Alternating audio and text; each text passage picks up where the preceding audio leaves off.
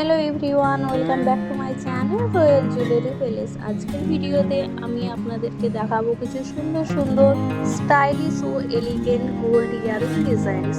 যারা প্রতিদিন ব্যবহারের জন্য হালকা ও আরামদায়ক এবং স্টাইলিশ গোল্ড ইয়ারিং খুঁজছেন, তাদের জন্য এই কালেকশন হতে পারে দারুণ একটি অনুপ্রেরণা।